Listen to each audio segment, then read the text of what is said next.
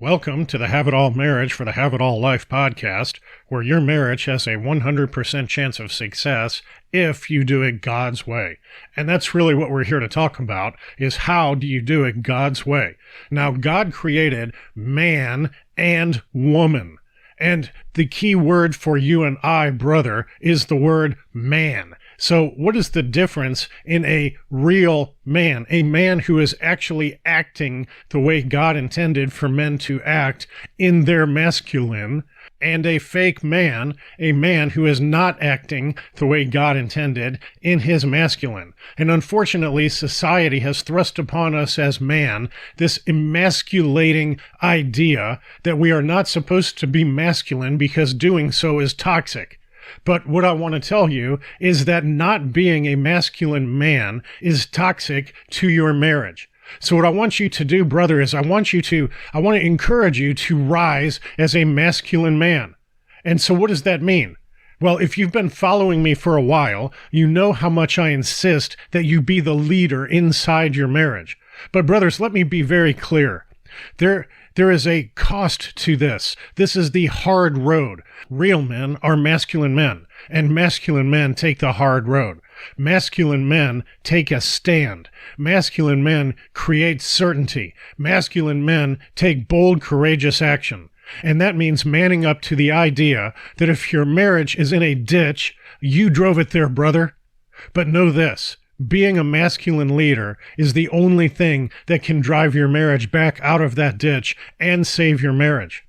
Now, I know that's not an easy pill to swallow, but it's true.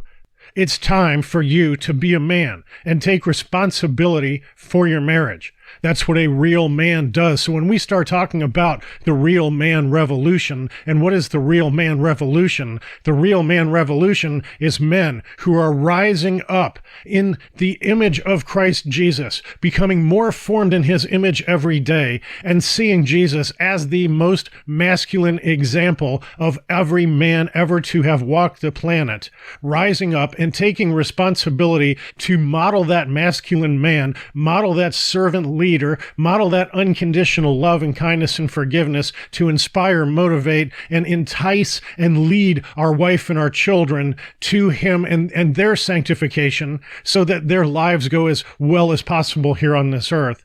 And men who are standing up and saying, count me as one of those men. Count me as a masculine man. Count me as a real man, a man who will be that man for his wife and family. And if that sounds like you, brother, then I invite you to join this revolution. And if that doesn't sound like you, then I invite you to turn this off, because you will not fit inside this Christian brotherhood. But for those who do fit inside this Christian brotherhood, then you understand that your wife is not coming to save you, brother. It is not her job. It is not what God created her to be or to do.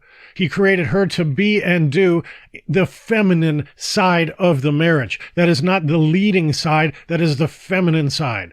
That is the submissive side. And yes, man, every Christian man hears that and he longs somewhere for his wife to submit, and not with your boot on her neck, but in a way where she wants to follow because she respects you and has so much appreciation, and she is so attracted and aroused and magnetized, being drawn towards you, that she can't help but want to follow.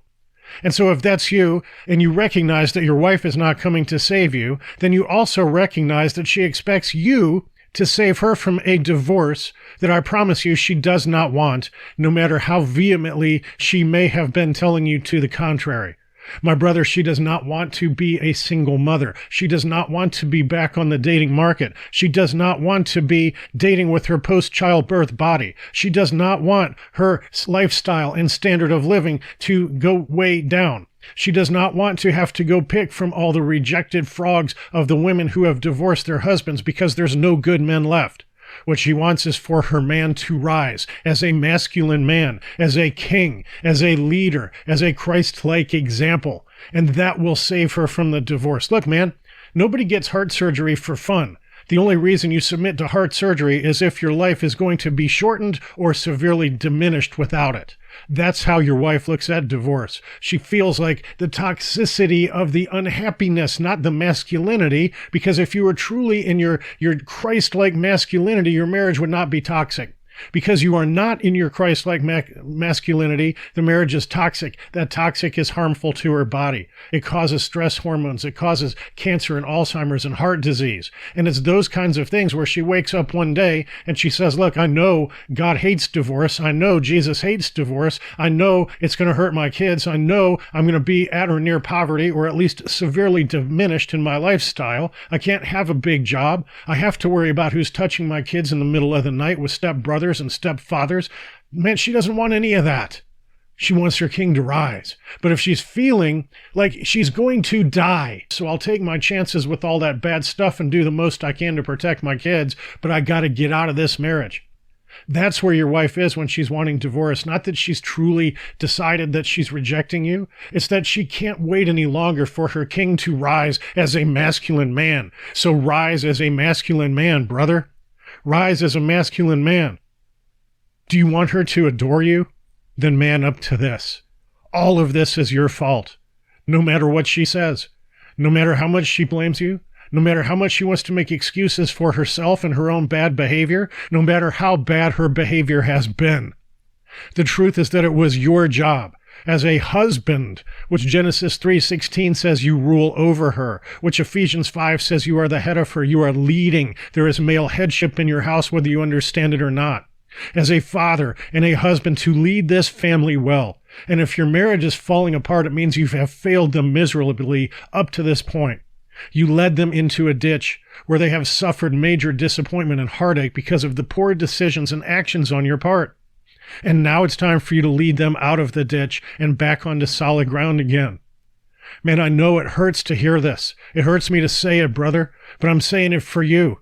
Because it is from this pit where you must first descend into and look in the mirror and understand that you have created this, you have led this is on you.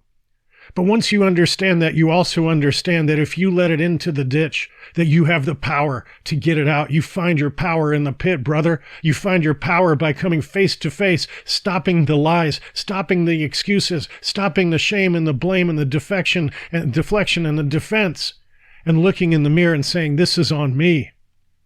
If your decisions and actions led you into the ditch, then your decisions and actions can lead your family to safety. Pick yourself up from this darkness and lift yourself in and your family into the light. I promise you that the joy and bliss, like you've only been able to imagine, it is on the other side of rising up as this real man, as this masculine man on the other side of this decision, brother.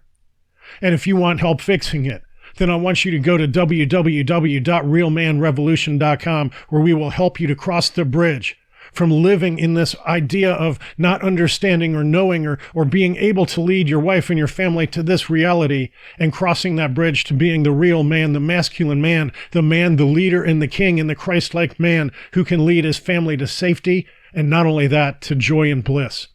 See me at www.realmanrevolution, and I'll see you on the other side.